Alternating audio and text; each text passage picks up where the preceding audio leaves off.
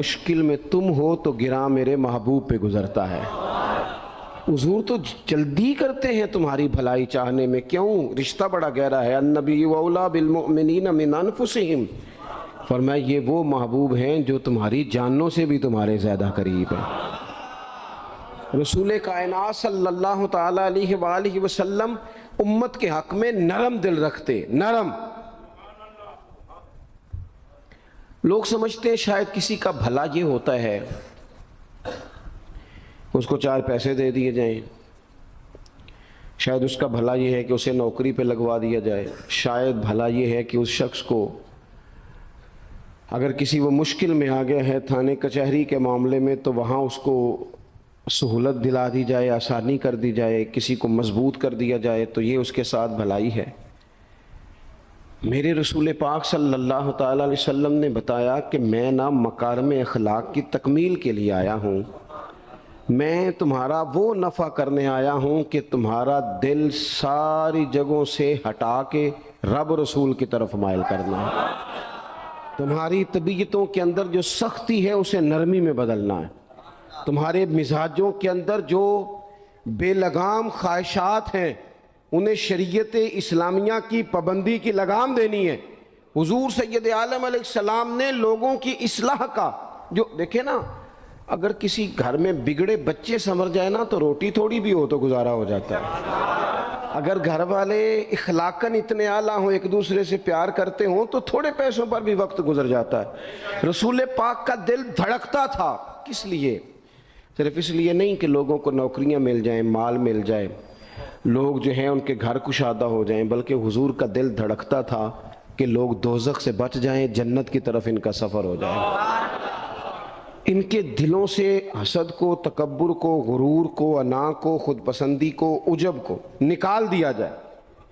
یتلو علیکم آیاتنا ویزکیکم، ان کا تزکیہ کر دیا جائے، دل صاف کر دیے جائیں۔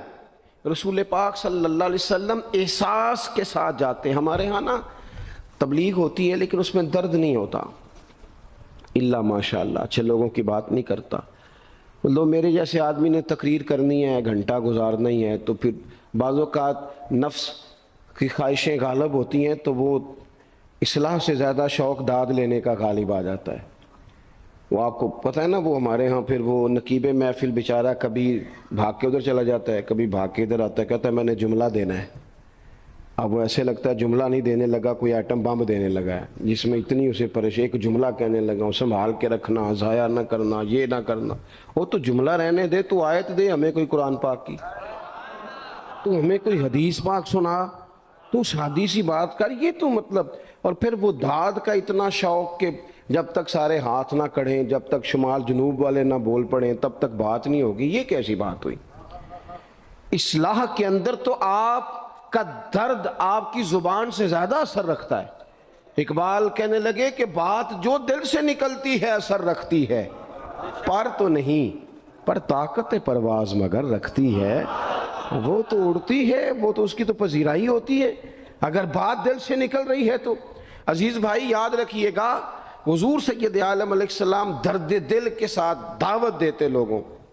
10 دن حضور نے طائف میں قیام کیا ہے، ایک بندے نے بھی کلمہ نہیں پڑھا، الٹا انہوں نے روڑے مارے، تکلیف دی۔ حضور واپس آ رہے ہیں، صحابی ساتھ ہیں، باغ میں بیٹھ گئے، اتنی صحت مبارک پر انہوں نے معاذ اللہ تعالیٰ سنگ باری کی کہ خون مبارک بہہ رہا ہے، فوراً عرض گزار ہوئے، یا رسول اللہ صلی اللہ علیہ وسلم آپ دعا کر دیں یہ تباہ ہو جائیں۔ فرشتہ بھی حاضر ہو گیا، حضور آپ دعا کریں یہ تباہ ہو جائیں۔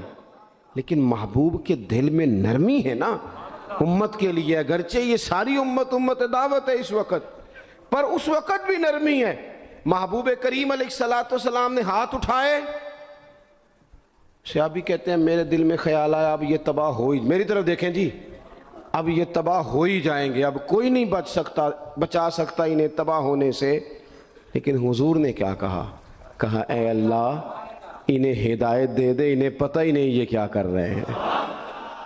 فوراً عرض کی یا رسول اللہ ایک نے بھی کلمہ نہیں پڑھا، ایک نے بھی کلمہ نہیں پڑھا۔ کبھی پتھر مارنے کے والے کے لیے بھی دل میں احساس ہوتا ہے،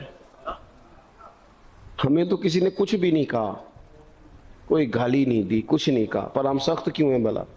وہ ہمارے پیچھے نہیں چلتا ہاتھ باندھ کے، جی میں ہاں نہیں ملاتا، تو ہمارا دل اس کے لیے سخت ہے۔ دو ہی تو بندے ٹھیک ہے دنیا میں، ایک میں ٹھیک ہوں اور ایک جو میری ہاں میں ہاں ملائے پوری، وہ ٹھیک ہے۔ دونوں ہاتھ باندھ کے پیچھے چلے، تیسرے کو میں کیسے ٹھیک ہونے دیتا ہوں؟ میرا مزاج ہی نہیں، اللہ ماشاء اللہ ہماری طبیعت ہی نہیں ہوتی ایسی۔ خدا کے بندو، جب دل کشادہ ہوں، طبیعتیں کھلی ہوں، پھر اس طرح کا تھوڑی مزاج ہوتا ہے۔ کریم محبوب صلی اللہ علیہ وسلم سے عرض کی، حضور ایک نے بھی نہیں کلمہ پڑھا اور پھر بھی آپ کے دل میں اتنی وسعت ہے، آپ ہدایت کی دعا کر رہے ہیں، 10 دن لگائے ایک شخص بھی نہیں آ رہا۔ تو محبوب کیا فرمانے لگے؟ کریم فرمانے لگے، مجھے پتہ ہے انہوں نے تکلیف دی ہے، ایک نے بھی کلمہ نہیں پڑھا، جلدی نہ پریشان ہو جایا کریں۔ کچھ لوگ جلدی جلدی کچے جملے بوئے، ساڑی قوم نہیں ٹھیک ہو سکتی جی، ایسمو لگتا کچھ نہیں ہو سکتا دی، یہ نہیں ٹھیک ہو سکتے، فلانے نہیں ٹھیک ہو سکتے۔ شکوہ ظلمت شب سے تو کہیں بہتر تھا، اپنے حصے کی کوئی شمع جلاتے جاتے۔ اللہ کے حبیب صلی اللہ علیہ وسلم سے عرض کی، یا رسول اللہ صلی اللہ علیہ وسلم ایک بھی نہیں مانا اور آپ نے پھر ہدایت کی دعا کی۔ تو یہ میرے محبوب کا امید کا طریقہ ہے۔ کریم فرمانے لگے، اگر آج یہ نہیں مانتے تو پھر بھی تباہی کی دعا نہیں کرنی، یہ نہیں مانتے تو ان کی آنے والی نسلیں مان جائیں گی، مان جائیں گے لوگ۔ اپنے دل میں جب آپ نرمی لے آتے ہیں، ہمارے نا سینکڑوں نوجوان گناہوں میں چلے گئے ایک ایک علاقے سے۔ جو آدمی گناہ میں مبتلا ہوتا ہے نا، وہ سخت تکلیف میں ہوتا ہے۔ انسان کو جو چیز سب سے زیادہ ستاتی ہے وہ اس کی اپنی غلطیاں ہوتی ہیں۔ حدیث میں فرمایا، ما حاک فی صدرک، کھٹکتا ہے سینے میں، چبھتا ہے گناہ۔ یہ تکلیف دہ معاملہ ہوتا ہے، تڑپتے ہیں لوگ، سسکتے ہیں، لیکن روایتی انداز سارا جب ہماری مجالس اور محافل میں ہو جاتا ہے، کوئی نہیں وقت دینے والا، پیار کرنے والا، تھپکی دینے والا، بازو تھام، کوئی نہیں۔ ایک تقریر وہ ہے جو میں آپ سے کرتا ہوں، بس ٹھیک ہے گھنٹہ گزارنا ہے، تو وہ بھی کئی میری طرح کے لوگ ہیں جو جمعرات کو فیصلہ کرتے ہیں سویرے کیا بیان کرنا۔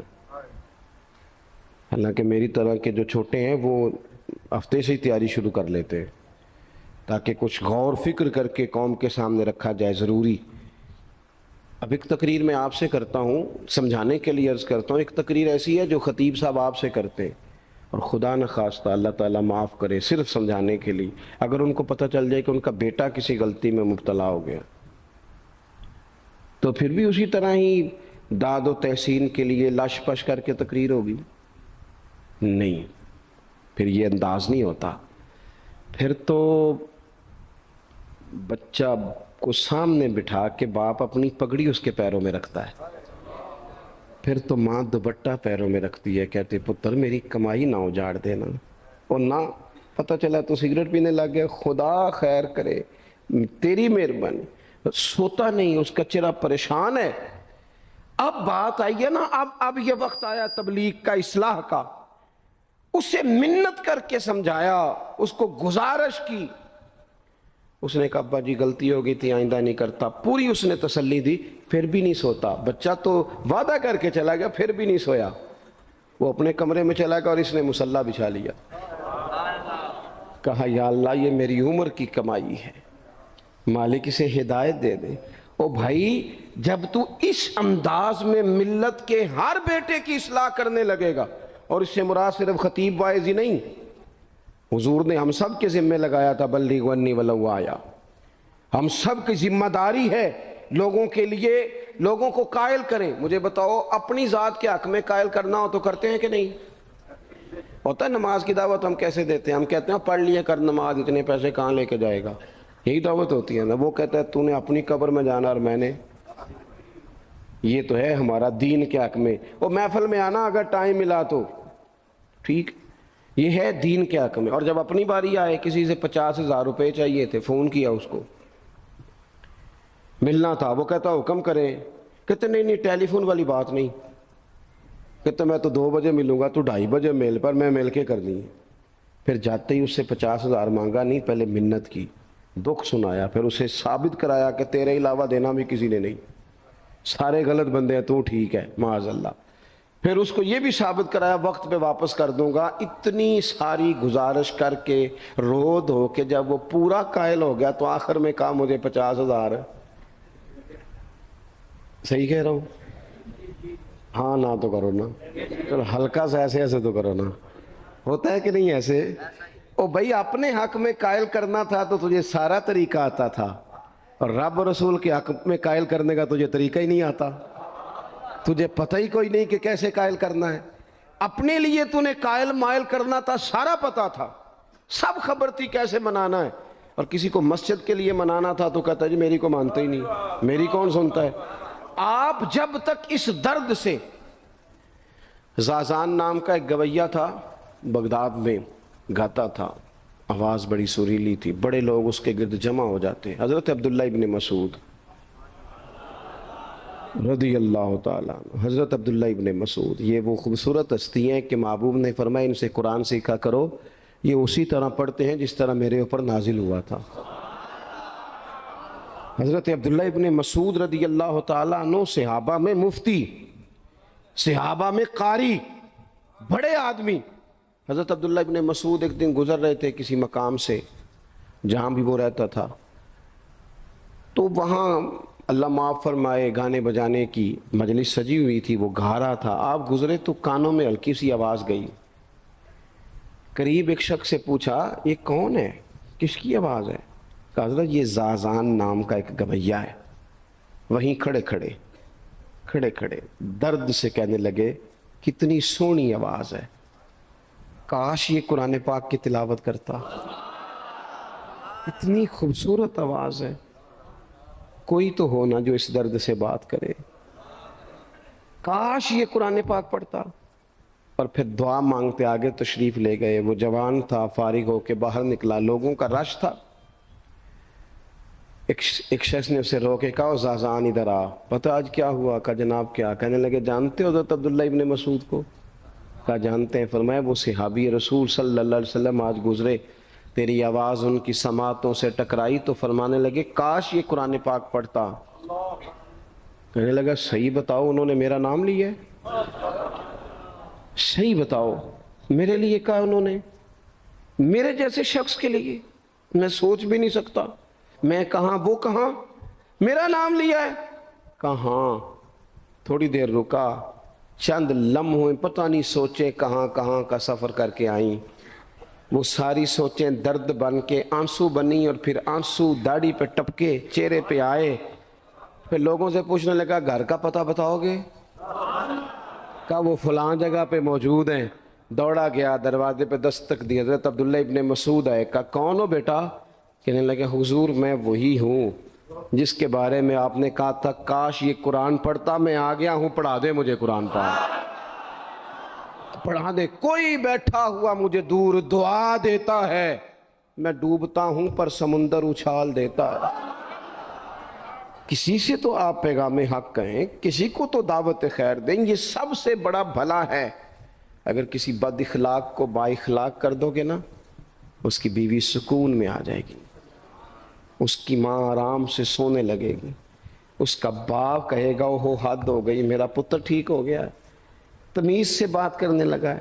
بچے پریشان ہوتے ہیں. بچے، میں بیٹھا تھا کھانا کھا رہا تھا گھر میں، تو میرے گھر والے کہنے لگے مدرسے کا کوئی بچہ باہر ہے، بڑا سخت رو رہا ہے. میں نے کہا بلاؤ، کسی استاد نے ڈانٹ دیا ہوگا. تو بچہ میرے پاس ہے تو اس کا وجود کانپ رہا تھا. میں نے کہا پتر کیا ہوا؟ کہنے لگا پیر صاحب میری امی تھے ابو کارفیر پہ لڑ دینے، کرو فون آیا ہے. تو میں نے کہا بیٹا پریشانی کی کیا بات ہے؟ کہنے لگے بڑی سخت لڑائی ہوتی ہے، میرے والد میری اماں کو مارتے، پھر ہم سارے بہن بھائی نا چارپائیوں کے نیچے چھپتے ہیں. تو وہ دور ہے، اس وقت تو 1.5 گھنٹے کا فاصلہ ہے، دور ہے میرا گھر، اور پتہ نہیں ہمارے گھر کیا ہو جائے گا. پیر صاحب آپ دعا مانگے نا، آپ دعا کریں نا.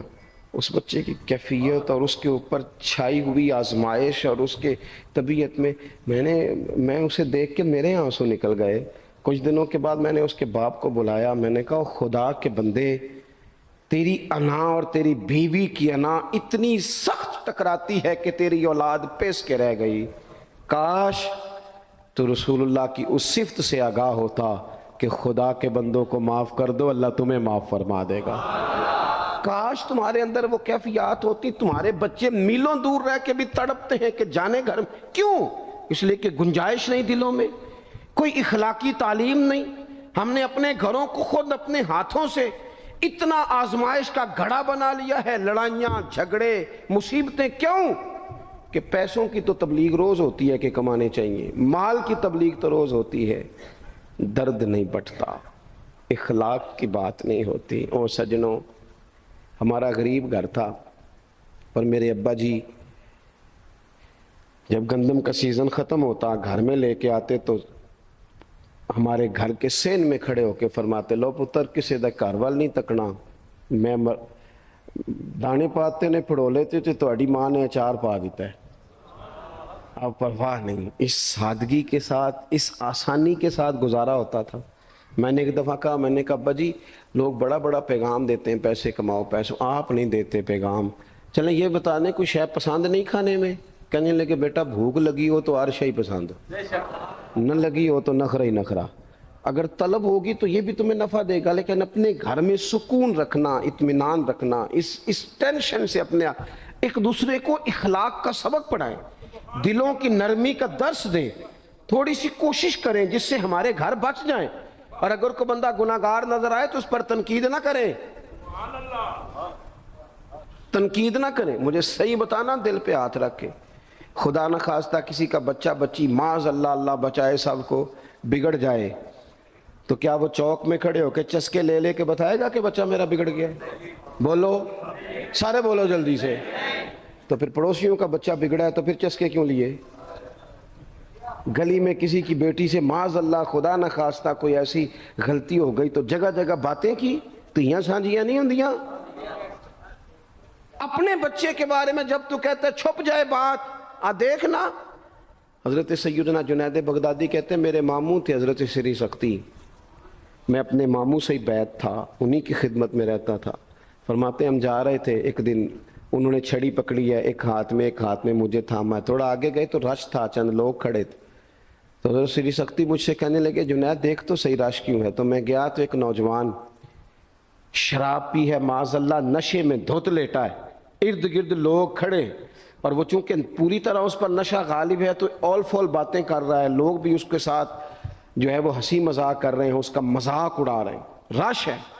میں نے آ کے کہا حضور دفع کریں، ایک شرابی لیٹا ہے، لوگ بھی مذاق اڑا رہے ہیں اور بس ایسے شغل لگا ہوا ہے۔ سارے لوگ تماش بین نہیں ہوتے۔ ہاں حضرت فرمانے لگے نہیں جنید ایسے کیسے چلے جائیں، چل نہ مجھے لے چل۔ کہتے ہیں بوڑھے شیخ، ہاتھ میں نے تھاما تو وہاں لے گیا، حضرت نے لوگوں کو ڈانٹا چلو دوڑو۔ پرانے زمانے میں لوگ بزرگوں کی حیا کرتے تھے، سب لوگ وہاں سے چھٹ گئے۔ کہتے ہیں مجھے فرمانے لگے جنید جا پیالے میں پانی لا۔ کہتے ہیں میں ایک پیالے میں پانی بھر کے لایا، انہوں نے اپنے بوڑھے ہاتھوں سے اس کا منہ دھویا، اس کے چہرے پہ پانی ڈالا، اس کا منہ صاف کیا، پھر اسے کھڑا کیا، اسے گھر بھیجنے کو کہا۔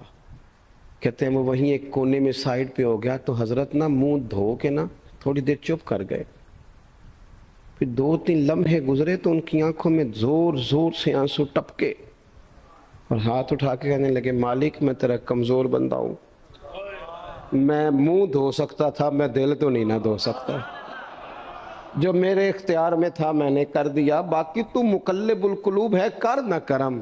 یہ کسی ماں کا بیٹا ہے، کسی خاتون کا شوہر ہے، او بھائی جو نشے پہ لگ جائیں ان کے بچے باپ کے ہوتے ہوتے یتیموں جیسی زندگی گزارتے ہیں، لوگوں کے مانگ کے کپڑے پہنتے ہیں۔ کسی نے کہا تھا اگر دشمن سے زیادہ بدلہ لینا ہو تو اسے قتل نہ کرو، نشے پہ لگا دو۔ معاذ اللہ، اتنا لوگوں نے، کتنا عام نشہ ہو گیا۔ کہا اللہ میں نا منہ دھو سکتا ہوں، دل نہیں، دل تو دھو سکتا ہے، دھو دے۔ کہتے ہیں یہ کہہ کہ حضرت اٹھے تو میں نے عرض کی حضور ویسے منہ دھویا کیوں آپ نے؟ تو فرمانے لگے اس لیے دھویا ہے کہ جب تک منہ سے بدبو آتی رہے گی جتنے لوگ سونگتے رہیں گے اس کے شرابی ہونے کے گواہ بنتے رہیں گے۔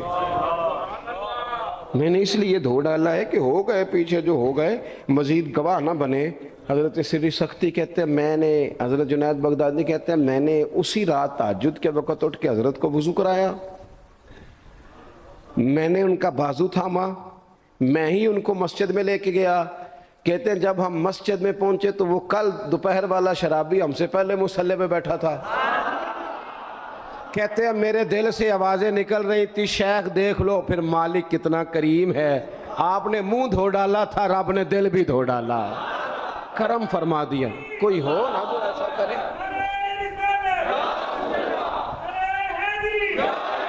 آؤ نا سنگیوں ملیں، ایک دوسرے کا منہ تو دھونا شروع کرے نا، آؤ نا ایک دوسرے کو یہاں تک وضو کا پانی تو فراہم کرے نا، کچھ تو خیر تقسیم کرے۔ اخلاق کی تربیت کا میں دیکھتا ہوں ہمارے وطن میں اضطراب ہے، بے چینی ہے، اس طرح کا ماحول بنایا گیا ہے کہ لوگ ایک دوسرے کے حق میں سخت ہو گئے ہیں، مزاجوں میں تلخیاں ہیں، لڑتے جھگڑتے ناراض ہوتے لوگ، بگڑتے کوستے ڈانٹتے شکوے کرتے لوگ۔ شکوہ جو ہوتا ہے نا یہ بندے کو بے چین کر دیتا ہے، شکر بندے کو سکون میں مبتلا کرتا ہے۔ شکوے آزمائشیں اپنے دلوں میں وسعت لائیں، ایک دوسرے کو اصلاح کی طرف لائیں، ایک دوسرے کو پیغام دیں، ایک دوسرے کی تربیت کریں، تھوڑا سا حوصلہ، تھوڑا سا صبر، تھوڑی سی گنجائش اپنی طبیعتوں میں پیدا کریں۔ اپنے بچوں پر سب سے زیادہ نگرانی یہ کریں کہ ان کا اخلاقی معیار کیا ہے۔ اگر میں اور آپ خدا نہ خواستہ بچوں کو صرف یہ تربیت دیں گے نا کہ وہ پیسہ پیسہ پیسہ پیسہ، شادیاں بھی پیسے دیکھ کے کریں گے، تو یاد رکھنا پھر ایک دن وہ یہ بھی کہیں گے کہ ابا کاش تو کو ڈھابے کا کام کرتا تو آج ہمارے پاس بھی پیسے ہوتے۔ پھر باپ سے بھی پیسوں کا ہی مطالبہ ہوگا، پھر لوگ ماں باپ بھی پیسوں کے لیے چھوڑ کے چلے جاتے ہیں۔ پھر جب آپ نے تربیت جس چیز کی تھی تو نتیجہ بھی تو وہی برآمد ہوگا۔ یہ تو نہیں ہو سکتا کہ بندہ بیج کوئی اور لگائے اور درخت کوئی اور نکلے، یہ ہو نہیں سکتا۔ اگر ہم اپنے باپ سے روز جھگڑا کریں گے 5 مرلے کے لیے تو یاد رکھنا پھر ہمارا بیٹا 1.5 مرلے کے لیے بھی جھگڑا کرے گا، پھر معاملہ اس طرح کا مرتب ہوگا۔ ایک دوسرے کو اخلاقی پیغام دینا ضروری ہے۔ آخری بات آپ کی خدمت میں عرض کرنی ہے، اور یہ میری خواہش ہے کہ آپ اس پر زیادہ توجہ کریں گے انشاءاللہ۔ آپ سارے ویڈیو بنائیں، مجھے کوئی اعتراض نہیں، پر مہربانی کریں دیکھیں تو میری طرف نہ۔ جب آپ لائیو چلاتے ہیں تو پھر اسی کو دیکھتے ہیں، وہ پھر کہتا ہے کہ یہ کمنٹس آ گیا تو دوسرا آ گیا۔ اللہ کرے میری بات آپ کے دل میں اتر جائے، آپ تھوڑی سی توجہ کریں۔ میں کیا عرض کرنا چاہتا ہوں، غور کریں میرے بھائی۔ ملک میں نا مہنگائی تیزی سے عروج پکڑ گئی ہے، اور مہنگائی جب ہوتی ہے نا تو امیروں نے تو مال بیچنا ہوتا ہے تو ان کا دگنا ہو گیا تو وہ تو اور امیر ہو گئے، تو غریبوں کے لیے مشکلات بڑھ گئی ہیں۔ جو طبقات بیچارے تنخواہ دار تھے، کمزور تھے، میری طرف دیکھیں جناب، وہ اور کمزور ہو گئے۔ ہمیں زیادہ تو نہیں لیکن اتنا ضرور کرنا چاہیے۔ یہ قرآن پاک دے دیں جی،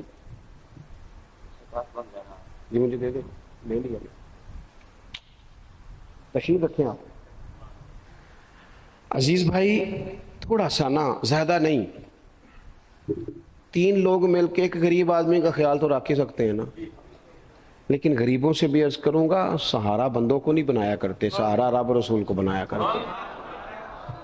کسی سے تھوڑی سی مدد لینا تو ٹھیک ہے، چلو آگے جانے کے لیے تھوڑا سا سہارا لے لیں کہ اب مشکل ہے تو یہ کراس نہیں ہو رہا رستہ، تھوڑا سا سہارا تو لے لیں۔ لیکن جو لوگ مستقل سہاروں پہ آ جاتے ہیں ان کا تو پھر اپنی طاقت ہی ساری ختم ہو جاتی ہے۔ گردن کو جھکا دیتا ہے خیرات کا پتھر، جہاں میں مانگنے والوں کے سر کبھی اونچے نہیں ہوتے۔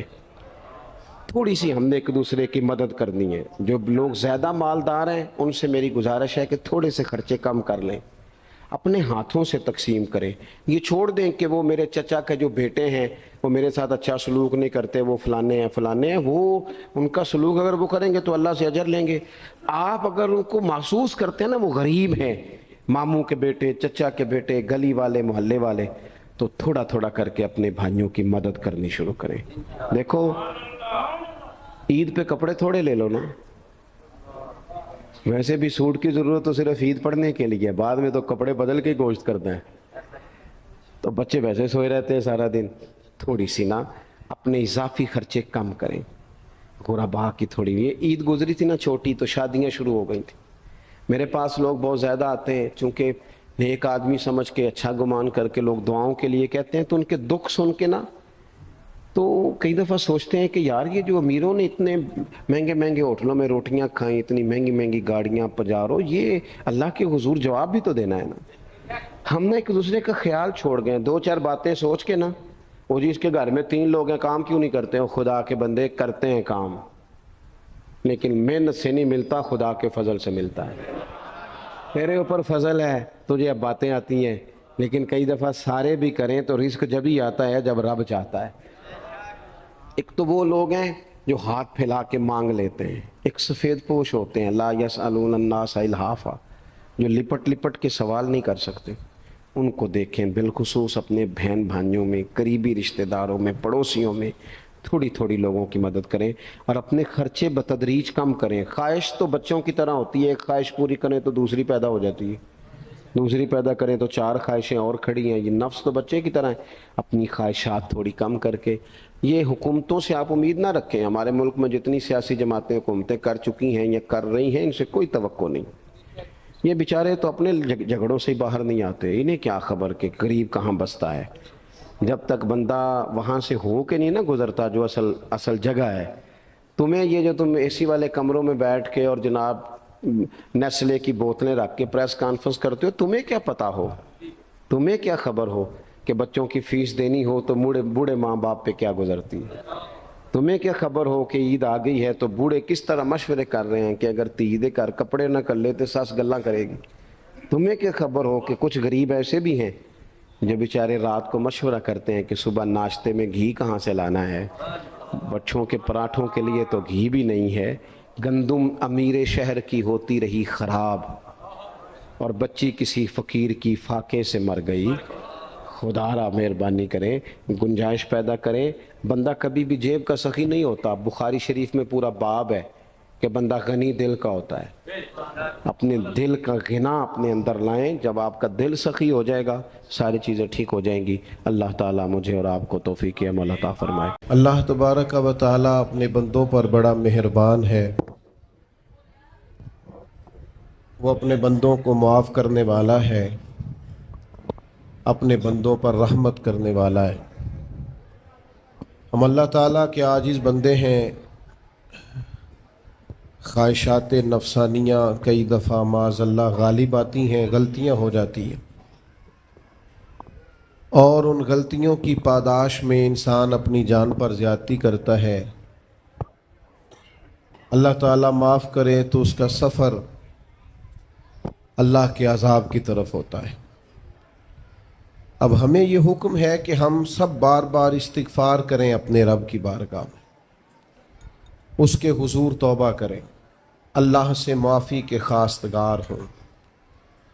نبی پاک علیہ الصلوۃ والسلام نے تعلیم امت کے لیے فرمایا ہے کہ میں دن میں 100 بار اپنے رب سے استغفار کرتا ہوں. بار بار اس کی طرف رجوع کیا جائے، بار بار اپنے رب کے حضور معافی مانگی جائے، اور بار بار جائزہ لیا جائے اپنے اعمال کا. بار بار کوشش کی جائے کہ ہم اپنے آپ کو سنواریں، ہم اپنے آپ کو بدلیں، اپنے اندر تبدیلی لائیں. ہم ایسے اعمال کریں جس کی برکت سے اللہ تعالی ہمیں معاف فرمائے. کوشش کریں کہ ہم بار بار اپنا حساب کریں، محاسبہ کریں. ہمارے ہاں یہ ہوتا ہے کہ لوگ اپنی جسمانی صحت کا تو بڑا خیال رکھتے ہیں کہ میری طبیعت ٹھیک نہیں، ٹیسٹ کرا لوں، یہ چیز کھاؤں، یہ نہ کھاؤں، میں غور کروں کہ کس چیز سے میری طبیعت خراب ہوتی ہے، کس سے بہتر ہوتی ہے. اس کا بڑا لحاظ اور خیال کیا جاتا ہے. لیکن روحانی زندگی کس سے برباد ہوتی ہے، کون سے گناہ ہیں جو باطن کو اجاڑ دیتے ہیں، دل کو تباہ کر دیتے ہیں، اخلاق کا جنازہ نکال دیتے ہیں، اس پر ہم غور نہیں کرتے. اپنی ساری زندگی اپنا ظاہر سنوارنے میں گزار دیتے ہیں، اور دل جس پر رب کریم کی نظر کرم رہتی ہے اس پر ہم توجہ نہیں کرتے. سب سے پہلے تو اپنا محاسبہ کریں زندگی میں. حضرت عمر رضی اللہ تعالیٰ عنہ ایک جملے میں بات بہت بڑی ارشاد فرما گئے. آپ فرماتے ہیں کہ اپنا حساب کرو اس سے پہلے کہ تمہارا حساب کیا جائے. پھر حساب کیا جائے گا تمہارا پھر مشکل ہوگی. تو ابھی سے اپنا حساب کیا جائے. اب ان لوگوں کا معاملہ ہے جو دنیا سے رخصت ہو گئے. انسان خیر اور بدی اس کا مجموعہ ہوتا ہے. انسانوں میں نیکیاں بھی ہوتی ہیں, کمزوریاں بھی ہوتی ہیں. اب ہم میں سے جو دنیا سے رخصت ہو گئے ہیں ان کے تعلق سے ہمارے کچھ ذمہ داریاں ہمارے ذمے بچتی ہیں. ایک تو ہم سب کا معاملہ ہے, وہ میں نے پہلے عرض کر دیا کہ ہمیں اپنا حساب کرنا ہے, اپنے معاملات کو دیکھنا ہے, استغفار کرنا. پھر یہ کہ جو لوگ رخصت ہو گئے ان کے لیے کیا کریں. تو چونکہ انسان میں کمیاں بھی ہوتی ہیں, خوبیاں بھی ہوتی ہیں, تو سب سے پہلے تو اللہ کے حبیب علیہ السلام نے ہمیں فرمایا ہے کہ اذکروا محاسن موتاکم, جب تم میں سے کوئی رخصت ہو جائے تو اس کی اچھی اچھی باتوں کا ذکر کرو. ایسا نہیں کہ انسان میں ساری خوبیاں ہی ہوں گی, لیکن تم خوبیاں تلاش کر کے ان کا بیان کرو. تم زمین پر اللہ کے گواہ ہو. ایک تو جب بھی کسی جانے والے کا ذکر کریں خیر کے ساتھ کریں, بھلائی کے ساتھ کریں, اچھے لفظوں کے ساتھ کریں. کہیں کوئی کمی یاد آئے بھی تو اب اسے چھوڑ دے, وہ بندہ رخصت ہو گیا. اس کا ذکر خیر کے ساتھ کرنا, اس کو ذہن میں ضرور بٹھائیں. دوسری بات یہ کہ جب کوئی دنیا سے جائے تو اس کی طرف سے ایصال ثواب کریں,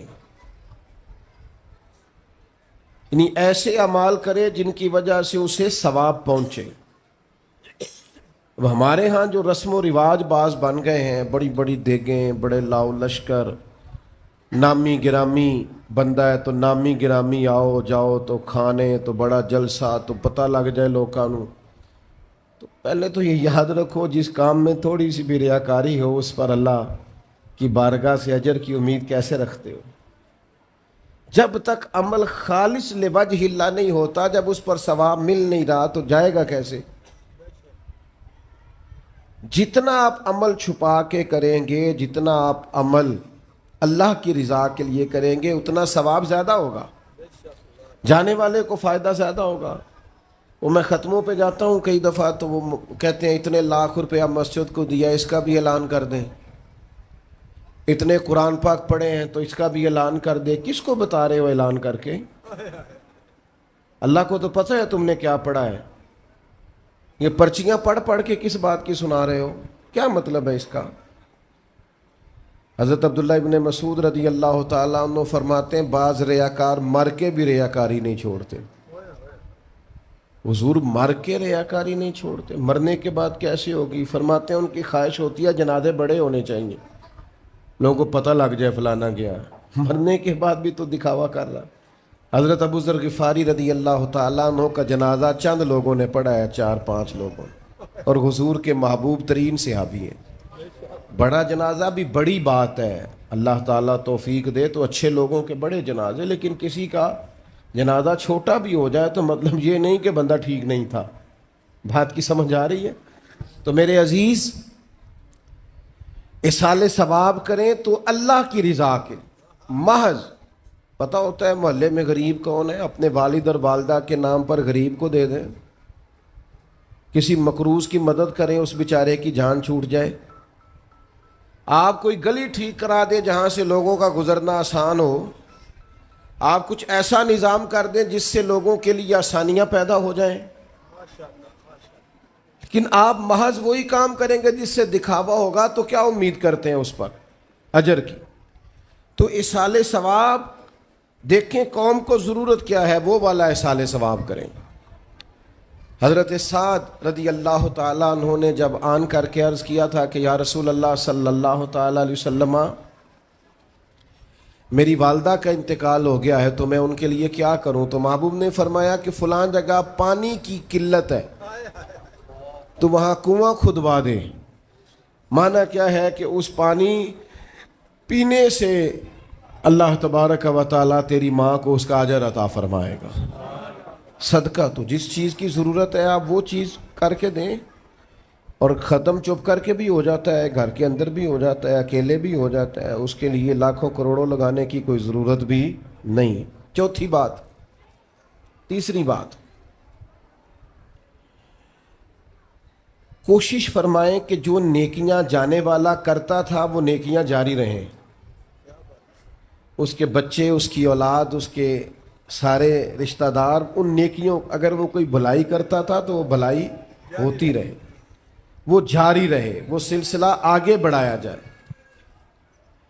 ہم یہ کرتے ہیں کہ ہم خیر کے کاموں کو جاری نہیں رکھتے, بلکہ والد کے جانے کے بعد تو بچے بڑے سیانے ہوتے ہیں, وہ کہتے ہیں ابا جی کو تو بس وہ فلانا غریب بھی لوٹ کے لے جاتا تھا, فلانا بھی اپنی مجبوری سنا کے, تو ہم تو سیانے ہیں. او خدا کے بندے, حضور علیہ السلام نے فرمایا تمہیں جو روزی دی جاتی ہے وہ تمہارے کمزوروں کی وجہ سے دی جاتی ہے. وہ جو ضعیف کمزور لوگ تمہارے دسترخوان سے کھا جاتے ہیں ان کے سبب سے اللہ تعالیٰ تمہیں عطا کرتا ہے. تو اس لیے یہ تو کوئی طریقہ نہیں ہے کہ آپ کے بزرگ خیر کا کام کرتے تھے, آپ نے چھوڑ دیا. تو آپ ایک کام یہ کریں کہ ان کی نیکیاں جاری رکھیں. اور چوتھی بات یہ کہ ان کے لیے دعا کریں. دعا ہمیں حضرت ابراہیم نے سکھائی ہے, سورہ ابراہیم میں موجود ہے. ربنا اغفر لی ولوالدی, یا اللہ مجھے بھی بخش دے اور میرے ماں باپ کو بھی. وللمؤمنین یوم یقوم الحساب, اور جس دن تو حساب لے اس دن سارے مومنوں کی بخشش فرما دے. ایک شخص نے نا حضور علیہ السلام کے سامنے دعا مانگی, اللہ مجھ پہ رحم فرما اور اپنے نبی پہ رحم فرما. حضور فرمانے لگے تو نے اللہ کی رحمت کو محدود کیوں کر دیا ہے, تم کہہ سارے مومنوں پہ رحم فرما, سب پہ رحم فرما. بھائی سب کے لیے دعا مانگیں. یہ 2-4 بچوں کا موبائل کا مسئلہ رہ گیا, باقیوں کا بیٹا بیٹھ جاؤ, پیارے بیٹے بیٹھ جاؤ, پتر بیٹھ جاؤ, آپ بھی بیٹھ جاؤ بیٹے. آپ بیٹھ کے بنائیں, اس میں کیا رہ جائے, کھڑے ہوتے ہیں بیٹا تو پچھلوں کو دقت ہوتی ہے. سنو, زیادہ غور سے سنو. میں تھوڑی تقریر کرنے والا مولوی ہوں, لیکن یہ اللہ کا فضل ہے کہ میں اگر 20 منٹ بات کروں گا تو اس 20 منٹ کے اندر آپ کو 20 سبق ضرور حاصل ہوں گے انشاءاللہ تعالی. ہاں, وہ کوشش ہوگی کہ وہ جتنی بات ہے وہ تربیتی ہے. وہ بعض دوستوں کا خیال ہوتا ہے لمبی تقریر کرے, میں کیا ہوتے وہ بندہ کر سکتا جنہیں ایک شعر ہی 20 منٹ پڑھنا ہوگے, اجے مزہ نہیں آیا, اجے دوبارہ پڑھو, اجے رل کے پڑھو, تو وہ تو پھر 1.5 گھنٹہ بھی کام چل سکتا ہے. تو جس نے ٹو دی پوائنٹ بات کرنی ہو اس کے لیے تو 10 منٹ بھی بڑے ہوتے ہیں. اور ویسے بھی تقریریں پیٹ بھرنے کے لیے نہیں ہوتی, عمل کرنے کے لیے ہوتی ہیں. اب تو میں ویسے بھی ذرا مصروف زیادہ ہو گیا ہوں, بہت ساری جگہوں پہ جا نہیں پاتا. تو ایک جگہ میں گیا تو ایک بزرگ مجھے کہنے لگے پچھلی دفعہ تسی 40 منٹ تقریر کی تھی سی, عید کی زیادہ کرنی. میں کہا 40 منٹ والی تی عمل ہو گیا جی. تو اگر تقریریں کانوں کی لذت کے لیے سننی ہے تو سنتے رہیں, پھر تو کئی راتیں لوگ جلسے سنتے ہیں. مقصود کیا ہے, نتیجہ کیا ہے, جو عرض کر رہا ہوں اس پر غور کریں. سب کے لیے دعا کریں. ایک بات خاص کرنے لگا ہوں, حضرت ابراہیم نے تو بخشش بھی سب لوگوں کی مانگی. حضور علیہ الصلوۃ والسلام بھی دعا کرتے تو امت کے لیے دعا کرتے. کبھی اپنے بھائی کے لیے بھی تو دعا کرو نا یار, اللہ تعالیٰ اسے بھی ذرا زیادہ روزی دے. بھتیجوں کے لیے بھی دعا کرو, بھانجوں کے لیے بھی کرو. توجہ ہے آپ کی میری بات, ادھر دیکھیں جی, غور کریں بات. ویسے دعا کرنی چاہیے کہ نہیں محلے داروں کے لیے کہ یا اللہ ادھر والا پڑوسی بھی امیر کر دے, تو ایس پاسے والا بھی ہنس دے ہو ہاں نہ نہیں کر دے. یہ دعا مانگنی چاہیے کہ یا اللہ میرے پڑوسیوں کو. نہیں آپ بول ہی نہیں رہے, تسا کتوں منگنی دعا, منگنی چاہیے نا. مانگتے ہیں ہم. ایسی ہوا چلی ہے کہ ہر شخص سوچتا ہے تمام شہر جلے بس ایک میرا گھر نہ جلے. او خدا کے بندے کبھی محدود نہ کر خدا کی رحمت, سب کے لیے مانگ اس سے, وہ بڑا کریم ہے. تو کیا یا اللہ سب کو دے اور سب کے صدقے ہمیں بھی دے. لیکن ہم نہ دعاؤں میں بھی اپنا ظرف اور حوصلہ بڑا نہیں کرتے، گنجائش پیدا نہیں کرتے۔ دیکھو داتا گنج بخش علی اجویری رحمۃ اللہ علیہ نے لکھا ہے کہ ایک بندہ نا حج کرنے گیا تو ہر جگہ دعا مانگتا تھا، یا اللہ میرے دوستوں کو نیک کر دے، یا اللہ میرے دوستوں کو نیک کر دے۔ عرفات میں بھی، منا میں بھی، مزدلفہ میں بھی، بیت اللہ شریف کے پاس بھی، ہر جگہ یا اللہ میرے دوستوں کو اچھا کر دے۔ ایک بندے نے اسے کہا، یار یہ عجیب دعا کرتا ہے تو، میرے دوستوں کو نیک کر دے، اپنے لیے بھی تو مانگنا۔ تو کہنے لگا، اللہ کے بندے میں ہر وقت دوستوں کے بیچ رہتا ہوں، اگر وہ نیک ہو گئے تو میں بھی انشاءاللہ ہو جاؤں گا۔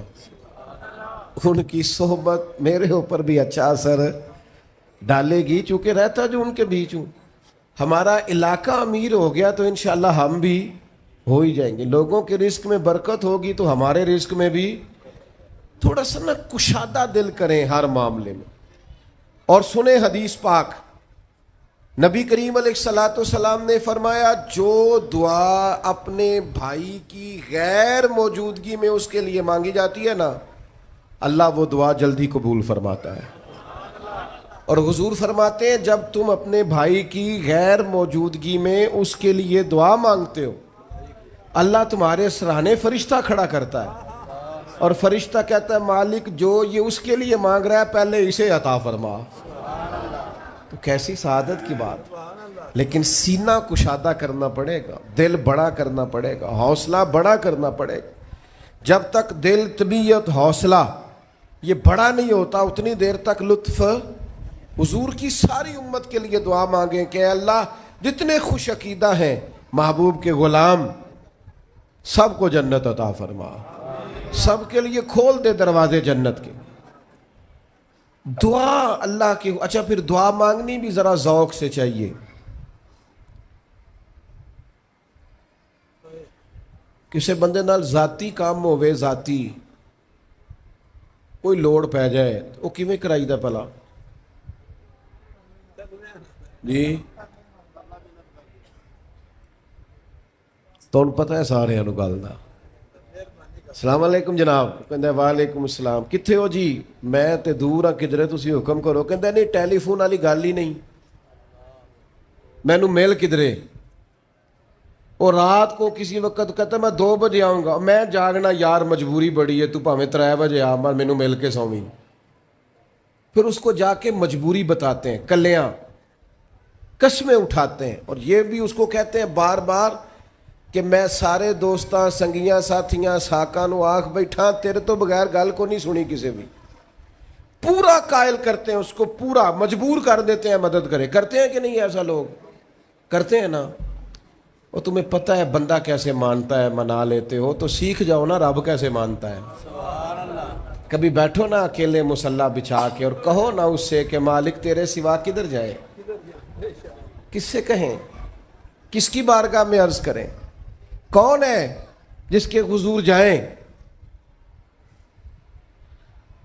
ایک بزرگ تھے تو ان کی بڑے درد سے دعا مانگتے تھے، تو کسی نے کہا کہ آپ نے دعا مانگنے کا طریقہ کس سے سیکھا؟ کہنے لگے اپنی بیوی سے۔ نہ بیوی سے کیسے سیکھا؟ تو وہ کہنے لگے میری بیوی کو کوئی کام تھا گھر کا، کوئی خرچہ اس نے مجھے بتایا،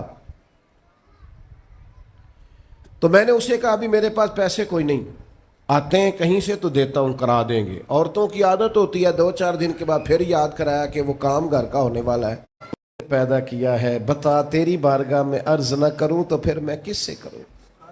بندے تو بات سنتے ہیں تو پھر وہ پردے کھول دیتے ہیں، دیتے کچھ نہیں اور لوگوں کو سناتے ہیں فلانا آیا جی پیسے پہ منگدا ہے۔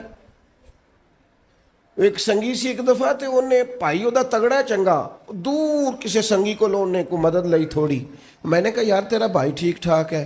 وہ کہتا ہے دیندا تے ہے پر بدنامی بڑی کرتا ہے، سب نو دس چھڑتا ہے۔ عزت رب کی بارگاہ میں بندہ عرض کرتا ہے تو بندے کا پردہ بھی رہ جاتا ہے اور وہ عطا بھی کر دیتا ہے۔ میرے دوستو دعائیں شوق سے مانگو، دعائیں درد سے مانگو۔ وہ اکبر الہآبادی نے کہا تھا مصیبت میں بھی اب یاد خدا ہم کو نہیں آتی، دعا منہ سے نہ نکلی جیبوں سے عرضیاں ہی نکلیں، دفتروں میں درخواستیں جمع کرانے کے لیے بڑا وقت ہے، اس کی بارگاہ میں کیوں نہیں بیٹھتے؟ اس کے حضور حاضر کیوں نہیں ہوتے جو پردہ پوشی کرے، اپنے بندوں کو نوازے؟ اور 10 منٹ نکال کے اس کی بارگاہ میں آ تو صحیح۔ حضور فرماتے ہیں رب کہتا ہے میرا بندہ جب میری بارگاہ میں ہاتھ اٹھاتا ہے مجھے حیا آتی ہے، میں خالی واپس کیسے کر دوں؟ جاتے ہی نہیں، عرض ہی نہیں کرتے۔ دعا تو مومن کا ہتھیار ہے، طاقت ہے بندے کی، شان ہے۔ ہر دکھ سکھ رب رسول کی بارگاہ میں کہے، طاقتور ہو جائے، اور پھر دعا ذوق سے کرے، شوق سے۔ میں چھوٹا سا آدمی ہوں، صبح مسجدوں میں نا قاری صاحب کے پاس، حافظ صاحب کے پاس بچے سبق پڑھنے آتے ہیں، الف با تا سا۔ میری طرح کا سب سے چھوٹا مولوی بھی سبق پڑھا رہا ہو نا،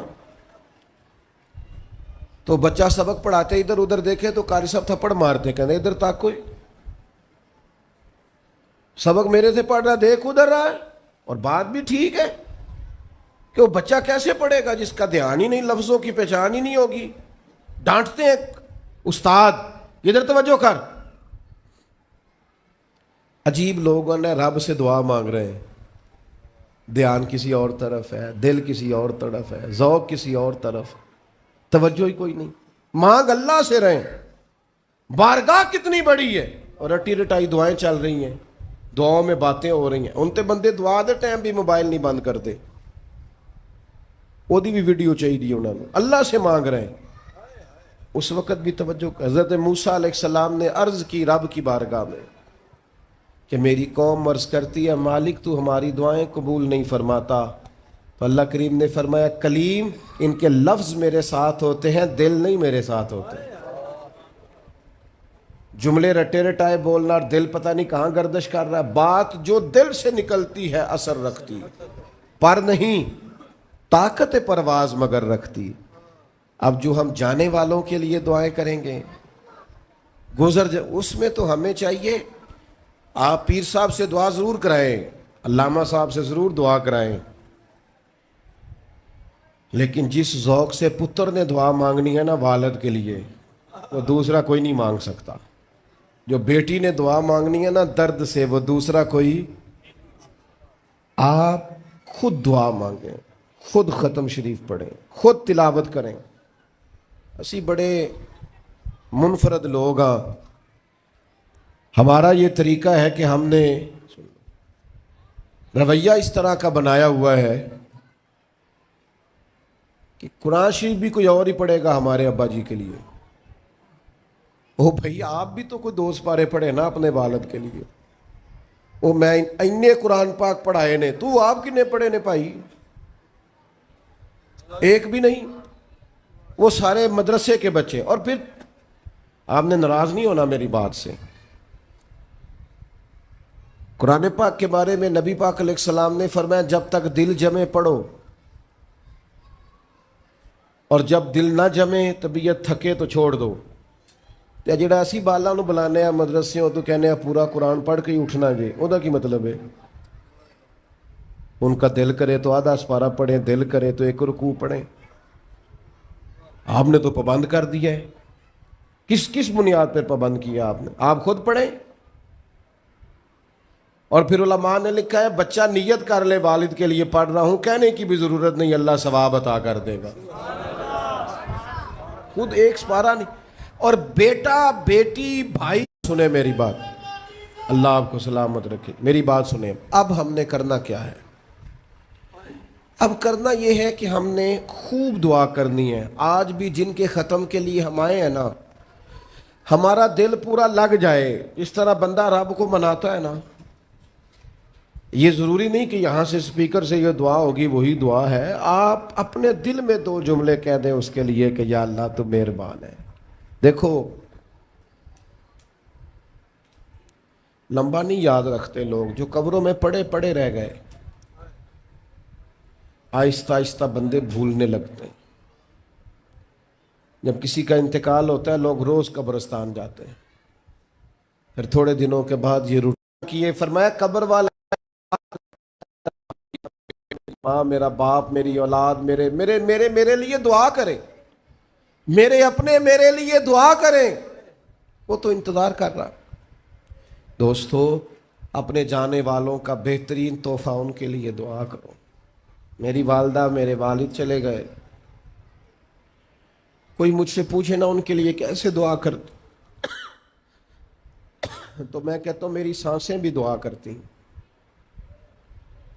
میری دھڑکنیں بھی دعا کرتی. ایک دن نہیں, ایک دن میں کئی دفعہ جب بھی خیال آتا ہے ان کے, قرآن مجید نے خود توجہ دلائی, وَقُلْ رَبِّ ارْحَمْهُمَا كَمَا رَبَّيَانِي صَغِيرًا. اللہ کہتا ہے کہو اے اللہ ان دونوں پہ رحم فرما, جب میں چھوٹا تھا تو میری انہوں نے پرورش کی تھی. رب نے دعا سکھائی. بھائیو, صرف مسلمان کا آج موبائل بھی آباد ہے, فوٹو بھی آباد ہے, اور دسترخوان بھی آباد ہے, اور ہوٹل بھی آباد ہے. جس چیز کو آباد نہیں کرتے وہ مسلح ہے. مسلح کمزور ہے, مسلح طاقتور ہونا چاہیے. وہ بندہ طاقتور ہے جسے اللہ سے جڑنا آتا ہے, دعائیں مانگنی آتی, التجائیں کرنی آتی. خوب دعائیں مانگیں, خوب اس کی بارگاہ میں حاضری دیں. آخری بات آپ سب کے لیے میری یہ ہے کہ ہم سب نے دنیا کو چھوڑ کے جانا ہے. ہم دنیا میں اچھے عمل کرنے آئے ہیں. جڑا بچہ اتوں پردیس گیا ہے نا, ابا جی نے پلاٹ ویچیا ہے تے اماں نے زیور ویچیا ہے, وہ باہر کام نہ کرے تو جڑے اتوں کو بندہ جائے وہ کہندے یار تو کڈا بیوقوف ہے, تیری ماں پیو نے جڑے کام کر لیا تو وہ کردا ہی نہیں, پہلا پھرنا ہے. اور پھر میں نے سیانے لوگ دیکھے ہیں سعودی عرب میں 40 سال گزارتے ہیں پر وہاں گھر نہیں بناتے. دبئی میں, یورپ میں 40 سال گزارے, گھر نہیں کوئی, بلکہ جو کمبل خریدا تھا نا جاتے وقت واپسی تک وہی کمبل ہے. کیوں کہ وہ سمجھتے ہیں گھر تو پاکستان میں. پردیس کے لیے محنت, یہاں گھر بنانے کا مقصد کوئی نہیں. اور میرے دوستو, نبی پاک نے ہمیں فرمایا دنیا میں اس طرح رہنا جس طرح مسافر رہتے ہیں.